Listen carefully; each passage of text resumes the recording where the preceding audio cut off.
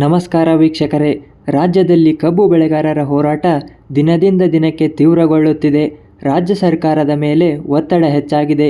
ಮತ್ತೊಂದೆಡೆ ಸಿಎಂ ಸಿದ್ದರಾಮಯ್ಯ ಅವರು ವಿಪಕ್ಷ ನಾಯಕರಾಗಿದ್ದಾಗ ಅಂದಿನ ಸಿಎಂ BS ಯಡಿಯೂರಪ್ಪ ಅವರ ಬಳಿ ಬಂದು ಇದೇ ಕಬ್ಬು ಬೆಳೆಗಾರರ ಪರ ಮಾತನಾಡಿದ್ದರು.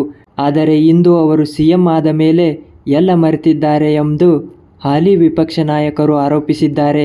ಮುಖ್ಯಮಂತ್ರಿ ಸ್ಥಾನ ಉಳಿಸಿಕೊಳ್ಳುವ ಪರದಾಡುತ್ತಾ ಹತಾಶೆಯಲ್ಲಿರುವ ಮುಖ್ಯಮಂತ್ರಿ ಸಿದ್ದರಾಮಯ್ಯನವರು ಮನಸ್ಸಿಚ್ಛೆ ಮಾತನಾಡುತ್ತಾ ರಾಜ್ಯದ ರೈತರು ಮತ್ತು ಜನರನ್ನು ದಾರಿ ತಪ್ಪಿಸಲು ದುಸ್ಸಾಹಸಕ್ಕೆ ಕೈ ಹಾಕಿದ್ದಾರೆ.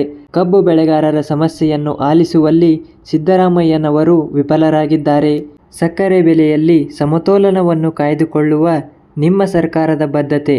ಕಳೆದ 10 ವರ್ಷದ ಅವಧಿಯಲ್ಲಿ 10 LMTಗೆ ಅವಕಾಶ ನೀಡಲಾಗಿತ್ತು. ಈ ವರ್ಷ 15 LMTಗೆ ಅವಕಾಶ ನೀಡಲಾಗಿದೆ.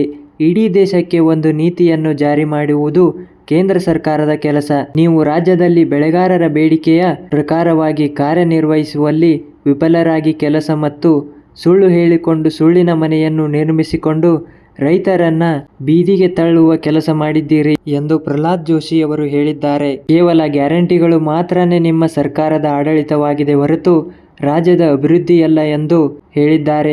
ನಿಮ್ಮ ಈ ಆಡಳಿತದಿಂದ ಇಂದು ರೈತರು ಬೀದಿಗೆ ಬರುವ ಸ್ಥಿತಿ ನಿರ್ಮಾಣವಾಗಿದೆ ಎಂದು ಹೇಳಿದ್ದಾರೆ.